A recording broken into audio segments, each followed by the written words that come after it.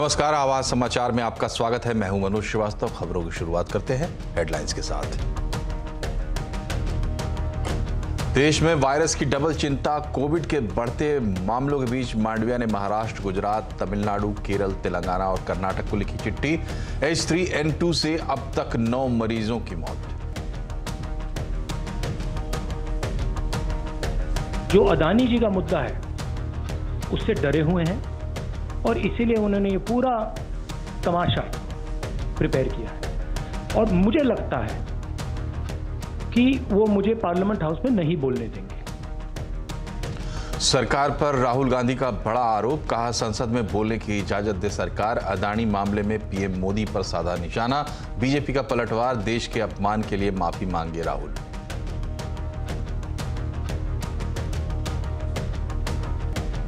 BJP का स्पष्ट आरोप है, राहुल गांधी को माफी मांगना चाहिए। मनीष सिसोदिया पर जासूसी मामले में सीबीआई ने दर्ज की नई एफआईआर। इधर काम के बदले जमीन घोटाले में बिहार के डिप्टी सीएम तेजस्वी को दिल्ली हाईकोर्ट से नहीं मिली राहत। अब 25 मार्च को होंगे सीबीआई के सामने हाजिर। क्रेडिट स्विस संकट में फौरी राहत से बाजार ने ली। इस राहत के साथ सेंसेक्स निफ्टी में नहीं हुई कोई बड़ी गिरावट। हरे निशान में बंद होने में कामयाब। अब मुफ्त में कीजिए आधार अपडेट। 3 महीने तक ऑनलाइन अपडेट को सरकार ने किया फ्री। अभी लगता है 50 रुपए का चार्ज। सस्ती हुई रोटी। एफसीआई से नीलामी के बाद गेहूं 6 से 8 रुपए किलो तक सस्ता। इस साल अच्छे उत्पादन का अनुमान।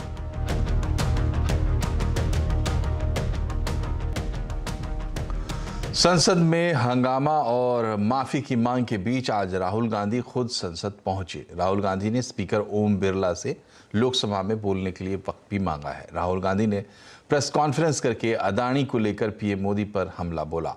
राहुल गांधी ने कहा कि वो संसद में जवाब देना चाहते हैं, लेकिन सरकार उन्हें बोलने नहीं देगी।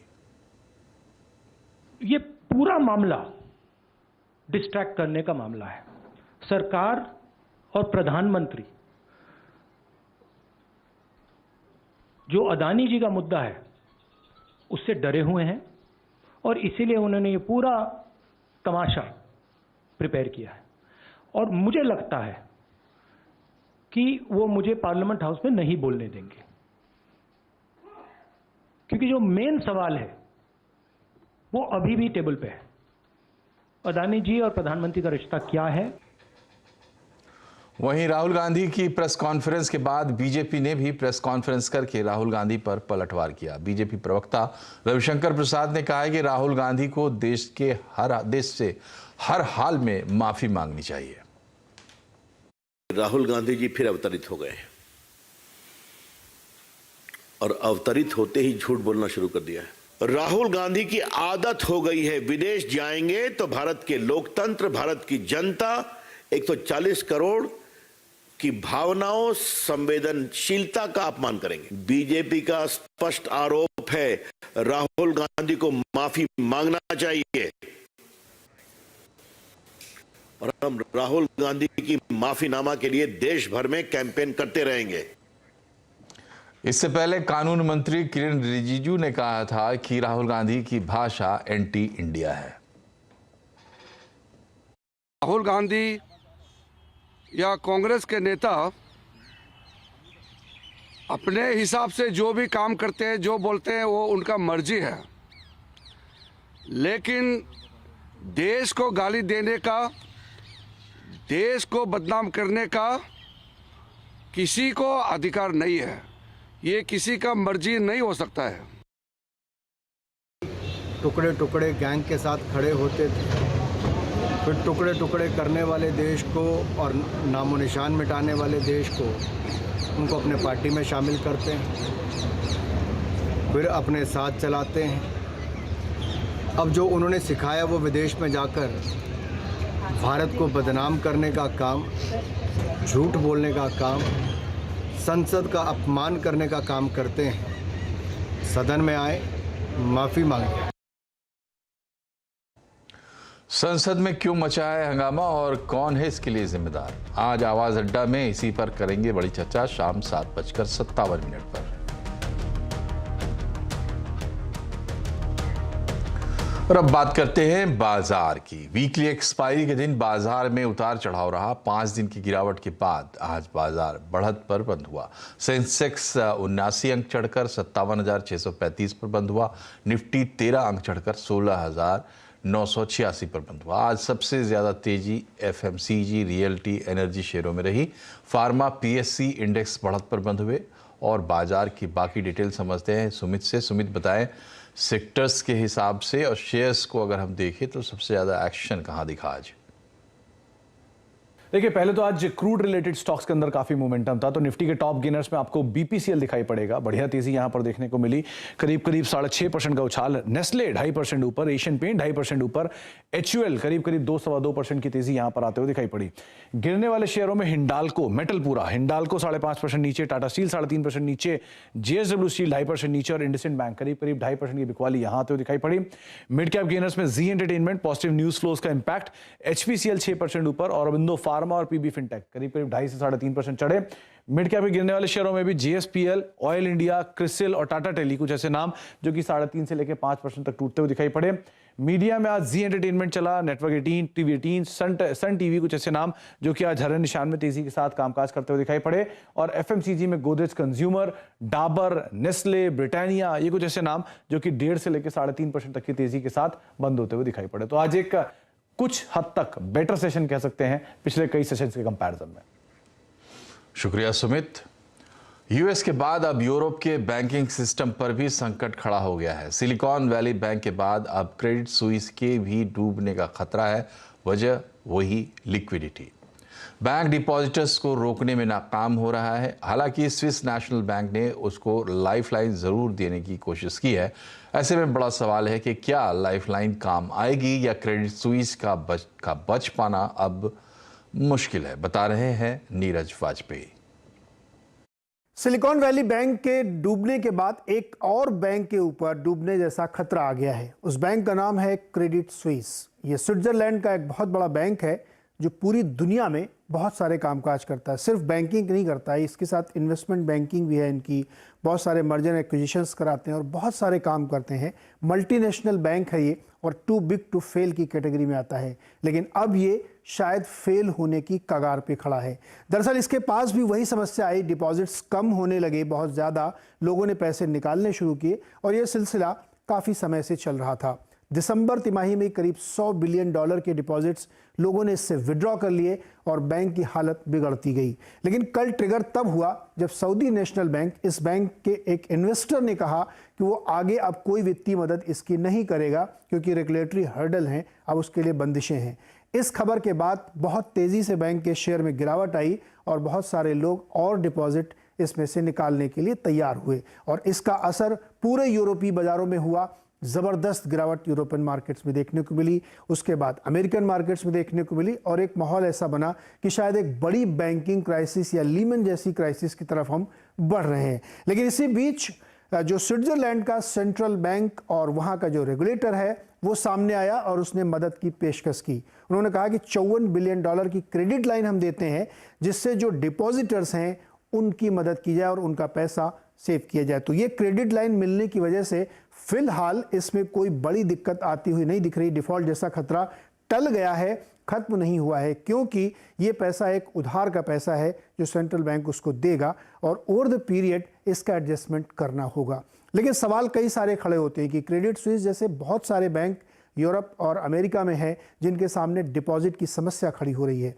ये समस्या और इसलिए गंभीर होती जा रही है कि बॉन्ड यील्ड की वजह से जो नुकसान हो रहा है बैंकों का, उसकी वजह से उनकी लिक्विडिटी यानी जो तरलता है वो कम हो रही और लोग पैसे इस डर से निकाल रहे हैं कि छोटा बैंक है तो डूब जाएगा। एक उदाहरण से आपको समझाता हूं। जेपी मॉर्गन दुनिया का सबसे बड़ा बैंक है। उस बैंक में एक दिन के अंदर $15 बिलियन के नए डिपॉजिट लोगों ने किए क्योंकि उन्होंने छोटे बैंकों से पैसे निकाले और बड़े बैंक में डाले।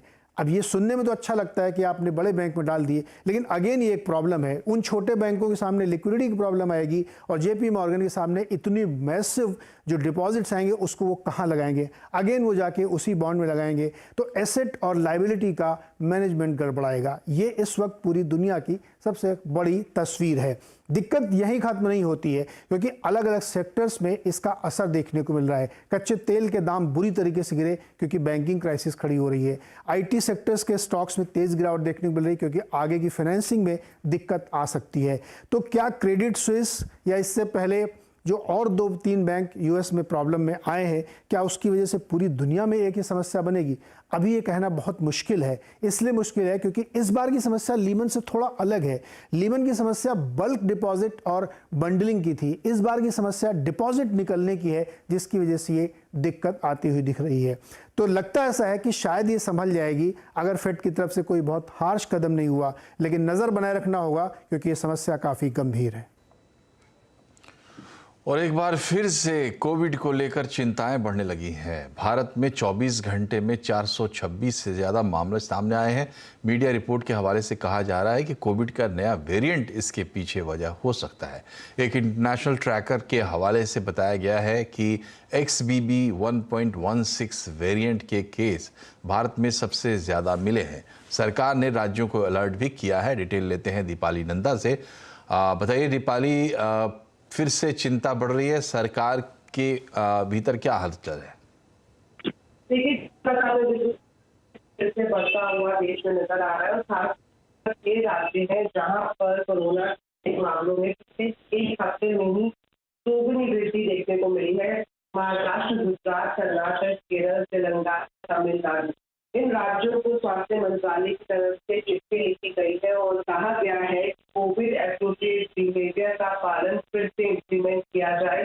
खासतौर पर जो इंटरनेशनल ट्रैकर्स हैं जो इन स्टेट्स में आ रहे हैं, उनका सैंपल लिया जाए और जीनोम सीक्वेंसिंग की जाए। शुरुआत से ही सरकार ने टेस्ट ट्रैक ट्रीटमेंट और वैक्सीनेशन पॉलिसी को अपनाया है, तो इसी पर फिर से इम्प्लीमेंट करने की हिदायत दी गई सभी राज्यों को। जो नए वेरिएंट का जिक्र आप कर रहे थे, फिलहाल स्वास्थ्य मंत्रालय की तरफ से कोई भी पुष्टि इस बारे में नहीं की गई, लेकिन ये भी बात सही है कि जो मामलों में वृद्धि है वो अचानक से देखने को मिली है। अगर हम 8 मार्च से पहले की स्थिति देखें और अब की स्थिति देखें तो इन 6 राज्यों का मैंने जिक्र किया, यहाँ पर जो नए मामले हैं वो दोगुने से भी ज्यादा रजिस्टर्ड हो रहे हैं। तो एक्टिव केसेस की संख्या एक बार फिर से देश में बढ़ने लगी है। यही चिंता की बात को देखते हुए स्वास्थ्य मंत्रालय एक बार फिर से हरकत में आ गया है और राज्यों को चिट्ठी लिखकर ये कहा गया है कि आप माइक्रो लेवल पर जो स्ट्रैटेजी है, खासतौर पर डिस्ट्रिक्ट और सब डिस्ट्रिक्ट लेवल पर, वहां पर कोविड एप्रोप्रिएट बिहेवियर का पालन करवाएं और जो भी गाइडलाइन और स्वास्थ्य मंत्रालय से तय की गई है उनका पालन भी। बहुत बहुत शुक्रिया दीपाली। और बढ़ते हैं आगे। कोविड ही नहीं, जैसा कि हमने आपको बताया, डबल ट्रबल इस वक्त वायरस को लेकर H3N2 वायरस से देश में अब तक 9 लोगों की मौत हो चुकी है। दिल्ली, गुजरात, महाराष्ट्र समेत देश के कई राज्यों में H3N2 वायरस का खतरा बढ़ता हुआ बताया जा रहा है। वायरस का सबसे ज़्यादा असर महाराष्ट्र में देखने को मिल रहा है। यहाँ अब तक H3N2 के 58 मरीज कंफर्म हो चुके हैं। इसके साथ ही H1N1 यानी स्वाइन फ्लू, बर्ड फ्लू और कोरोना के मामले भी बढ़ रहे हैं। अहमदनगर में एक मेडिकल स्टूडेंट की मौत हुई और उसमें H3N2 के साथ कोविड का संक्रमण भी पाया गया। केंद्रीय स्वास्थ्य मंत्रालय के मुताबिक मार्च के अंत तक H3N2 के मामलों में कमी आने की उम्मीद है। आईटीसी अगले सप्ताह से देश में पहली बार पनीर स्लाइस लॉन्च करने जा रही है। आईटीसी का क्या है प्लान, इस पर हमारे संवाददाता केतन जोशी ने बात की कंपनी के डेयरी डिवीजन के COO संजय सिंघल से।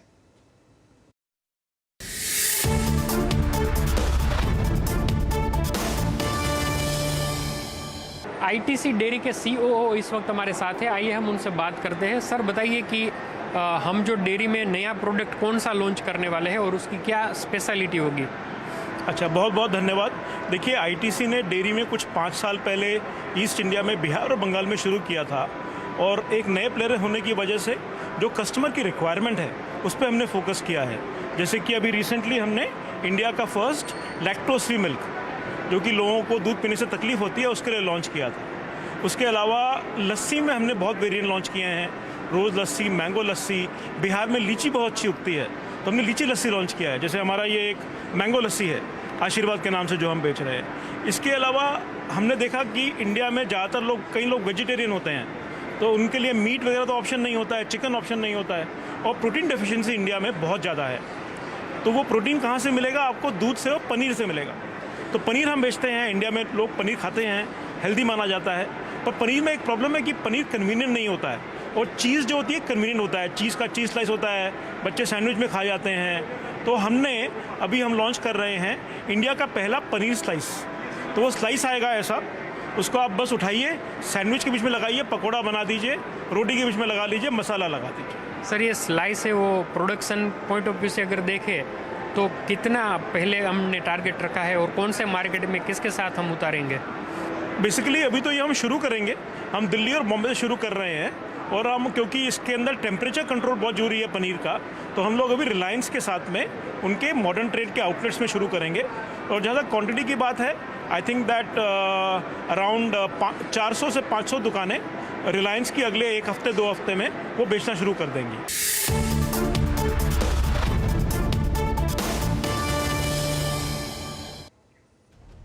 अभी एक छोटा सा ब्रेक, लेकिन खबरें अभी और भी हैं, बने रहिए हमारे साथ।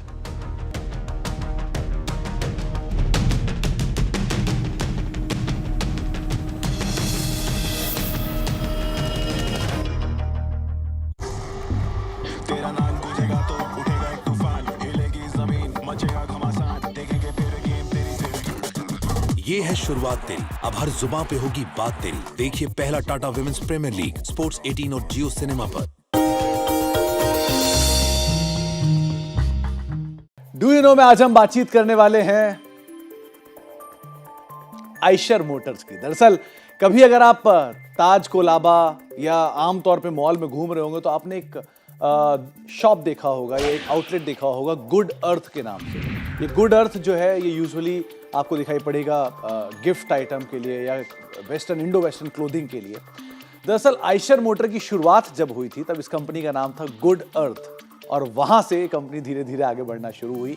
आज जो कंपनी के चेयरमैन हैं सिद्धार्थ लाल, उनकी मदर का जो प्रोजेक्ट है उसका नाम है गुड अर्थ, और आज भी वो रिटेल आउटलेट्स के तौर पर आप आमतौर पे देखेंगे भी। तो अक्सर मुंबई में, अक्सर किसी हाई प्रोफाइल मार्केट्स में आपको शायद गुड अर्थ के नाम से कुछ प्रोडक्ट बिकते हुए दिखाई पड़े। अब लौटते हैं आइशर मोटर्स के ऊपर। दरअसल आइशर मोटर की शुरुआत 1948 में हुई थी, और तब जब ये गुड अर्थ होती थी तब इसका जो कामकाज होता था वो इंपोर्टेड ट्रैक्टर्स को इंपोर्ट करना, उनके पार्ट्स को इंपोर्ट करना, उसे असेंबल करना, और उस असेंबल करने के बाद उसको बेचने का काम ये उस समय पर गुड अर्थ का होता था। धीरे धीरे वो गुड अर्थ से आइशर बनी, और आइशर से होते हुए आज आइशर मोटर्स आपके सामने है। मेजरली रॉयल एनफील्ड ज़्यादातर प्रोडक्ट आप उसके देखेंगे। लेकिन और इंटरेस्टिंग फैक्ट में एक फैक्ट ये भी है कि 1959 में इस कंपनी ने एक ट्रैक्टर डिवीज़न, जो कि जर्मन ट्रैक्टर कंपनी थी, आइशर ट्रैक्टर, उसको मर्ज करने के बाद बनाया, और उसके बाद से ट्रैक्टर कारोबार के अंदर प्रोमिनेंटली इंडिया में एक्सपैंड करते हुए दिखाई पड़े। एक और इंटरेस्टिंग फैक्ट ये भी है कि एक समय पर एक कंपनी के 15 अलग अलग बिजनेस होते थे, जिसके अंदर ट्रक्स, मोटरसाइकिल्स, कंपोनेंट्स, फुटवेयर और साथ साथ गारमेंट जैसे कुछ अनरिलेटेड बिजनेस भी थे, और जिसकी वजह से ये कंपनी काफ़ी मासिव लॉसेस में थी। रॉयल एनफील्ड, जो इस कंपनी का सबसे ज़्यादा बिकने वाला प्रोडक्ट है, वो एक समय पर लॉस में था, और करीब करीब 20 करोड़ रुपए के आसपास का लॉस आया था। और एक इंटरेस्टिंग फैक्ट ये भी है कि सन 2000 में एक ऐसा भी समय आया था जब कंपनी के बोर्ड ने डिसाइड किया था कि वो रॉयल एनफील्ड डिवीज़न को बंद कर देंगे, और उस समय पर सिद्धार्थ लाल साहब ने इस कंपनी को की कमान संभाली। उन्होंने नॉन रिलेटेड 13 प्रोडक्ट्स को बंद किया और सिर्फ 2 प्रोडक्ट के ऊपर फोकस किया, जिसमें एक था रॉयल एनफील्ड और दूसरा था वॉल्वो आइशर ट्रक्स, जिनको आप देखते हैं। इन दोनों पे फोकस करा और मासिवली इस कंपनी के अंदर टर्न अराउंड किया। इनफैक्ट उस समय से लेकर करीब आज तक स्टॉक ने एक जोरदार परफॉर्मेंस भी दिया और एक मासिव टर्न अराउंड स्टोरी बनकर ये सामने भी आया था। साथ ही साथ 2015 में जो रॉयल एनफील्ड की बिक्री है, वो एक ऐसा भी समय देखा है कंपनी ने जब 2000 के अंदर कंपनी लॉस मेकिंग थी, लेकिन 15 साल के अंदर कंपनी ने इतनी मासिव सेल करी कि ये ग्लोबली हार्ले डेविडसन से ज्यादा गाड़ियां बेचते हुए दिखाई पड़ी। तो इस तरह की एक मासिव टर्न अराउंड स्टोरी आपने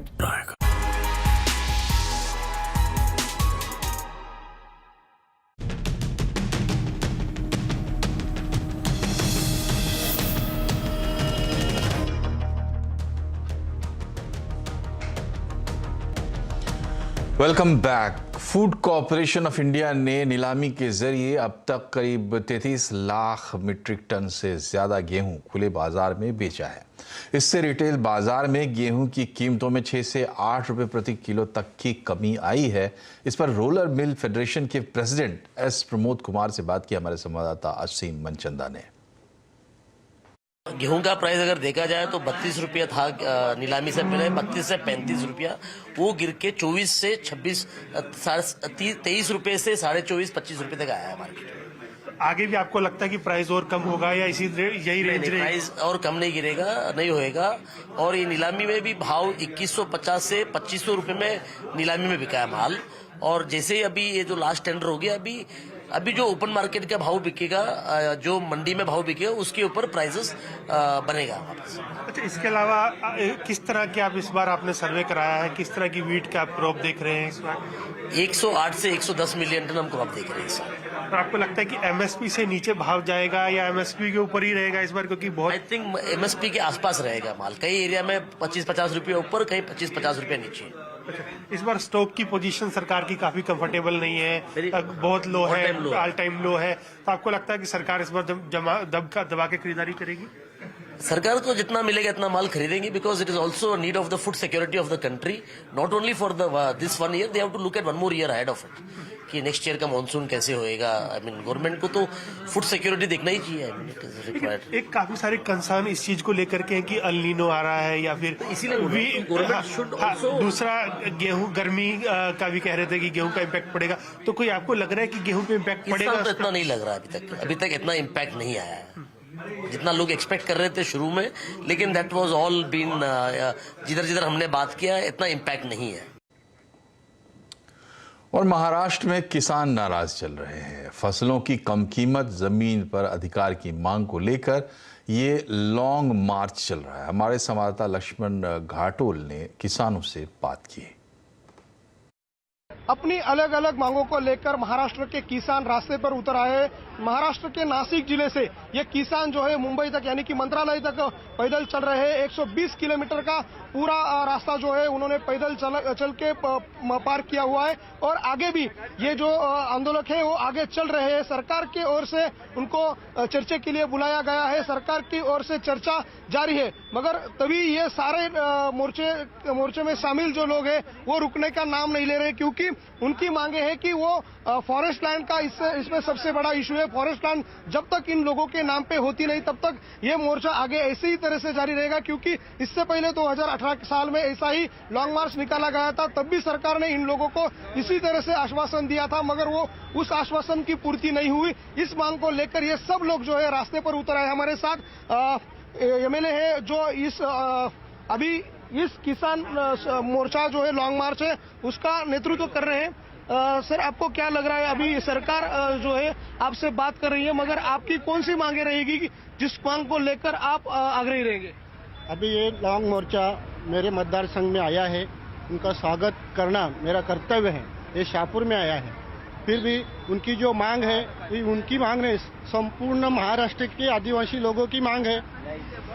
संपूर्ण देश में नहीं, हमारे यहाँ पे जो वन जमीन है, जो वन जमीन का कायदा है, वो कानून है, वो कानून के हिसाब से हमें ये जमीन मिलनी चाहिए। हमें रेशन का धान्य मिलना चाहिए, हमें रॉकेल तो मिलता ही नहीं, रॉकेल मिलना चाहिए, मगर अभी भी सरकार सुनती नहीं। हम विपक्ष नेते आदरणीय अजीतदादा पवार और उनके साथ में ये सब मांगे लेके महाराष्ट्र के विधानसभा में आवाज उठा रहे हैं।